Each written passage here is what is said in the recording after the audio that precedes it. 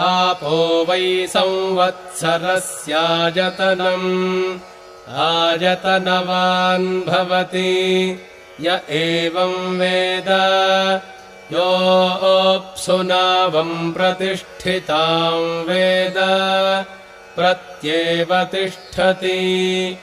राजाधिराजाय प्रसह्य साहिने